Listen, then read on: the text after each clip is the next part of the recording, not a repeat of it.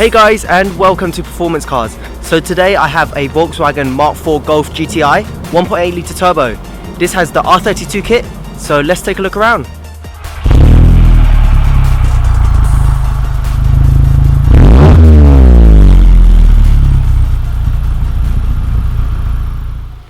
So this is a Golf GTi Anniversary Edition.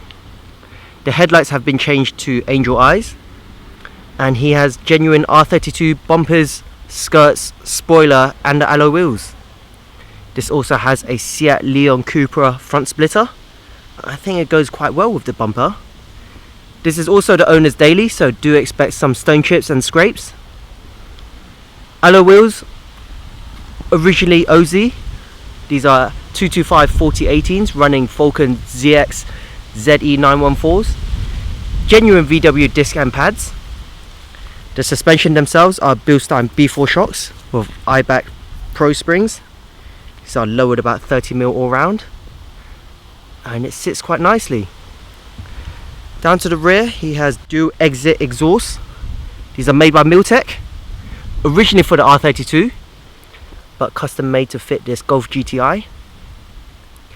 And it looks quite nice in this sort of greyish blue colour. But let's have a look at the engine bay. So this has a 20 valve 1.8 litre turbo engine, and whilst the engine bay looks quite standard, we have a few subtle changes. So we have this forged intake and intercooler pipe, a pipe across panel filter which is hiding just behind there, and we have those sensors for the gauges which are sitting inside this car. So usually this pushes out about 180 brake horsepower, but with an R-Tech ECU remap, this is pushing out about 215, and this was on the rolling road recently and the owner is really happy about it. Also has a stage 1 clutch and IBAC front and rear anti-roll bars. So moving on to the interior, we have some nice aluminium touches from the R32. Also the steering wheel,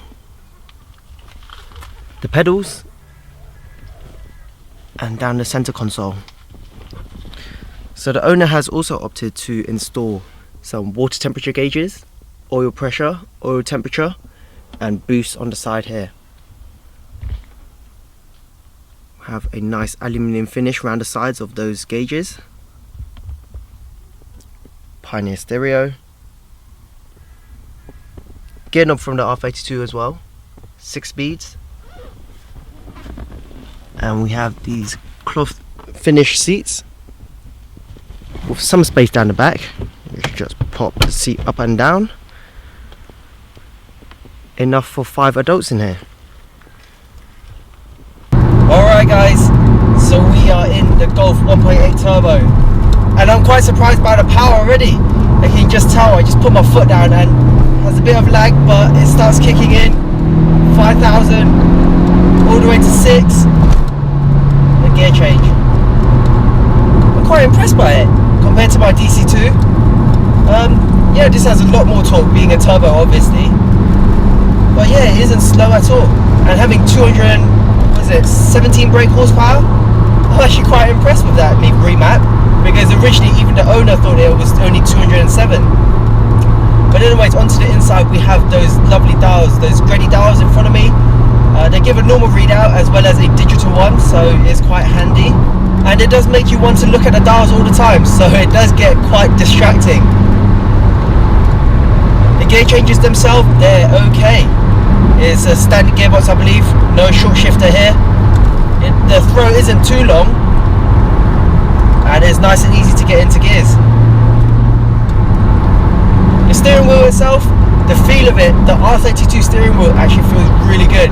It's nice and thick, leather finish, and the steering response, it can be a bit slow at times.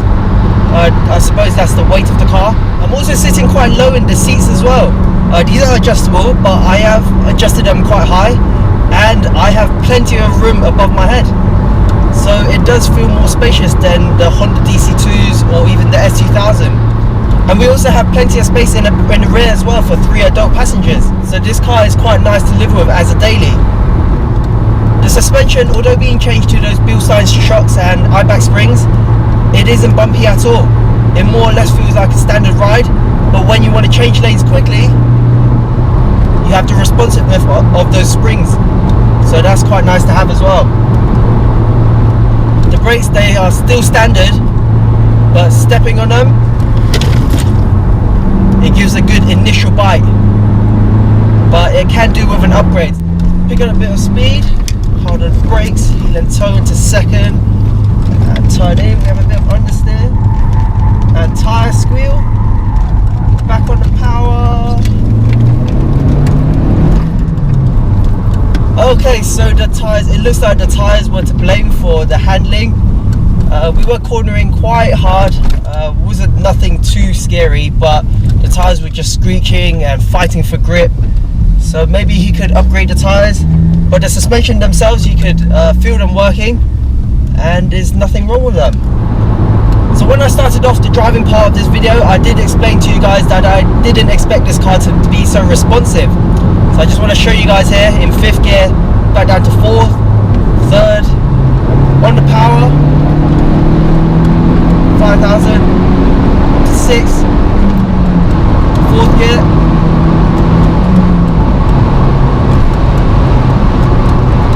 Seems like the turbo does kick in nicely, and especially lower down in the rev range, once the turbo has spooled up, it just gets going and it pulls all the way nicely, all the way through to 6,000 RPM. So this does have a forged recirculating dump valve. I'm not too sure if you can hear the turbo spool up, but I'm in 3rd gear at the moment, and I just put my foot down.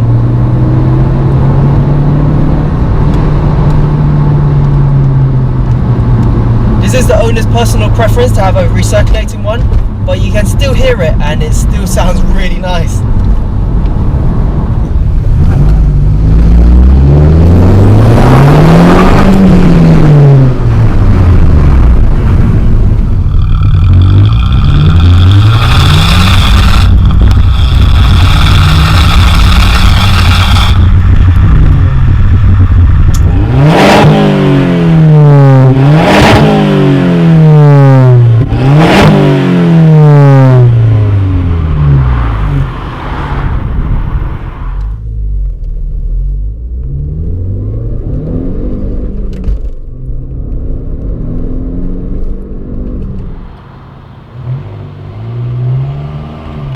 A Mark 4 Golf GTi weighs in at 1,286. We have this one in at 1,281. So the Mark 4 Golf may not appeal to many of you guys out there, but the interior isn't too bad at all. And with that 1.8 litre turbo engine, I didn't even know about this. I always thought that the Mark 4 GTi was the 2 litre 8 valve version. Obviously that one's down on power, has about 130, and people refer that one as a non-GTi. But anyways, this car is really nice to drive.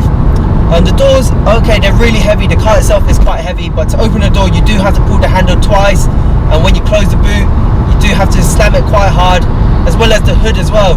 That one's quite heavy, but it does have the hood shock as well, so it assists you on lifting up the bonnet. But driving this as a daily, I can't see why this is a bad car. I thoroughly enjoyed it today, so many thanks to Thompson for letting me drive his VW Golf GTi, especially since it's had a remap as well. It does feel much better throughout the rev range. Don't forget to comment, like and subscribe. Stay safe, drive safely, and I'll see you guys soon. What's up guys, and welcome to Performance Cars. So today is Sunday and it is the main event of the Festival of Speed.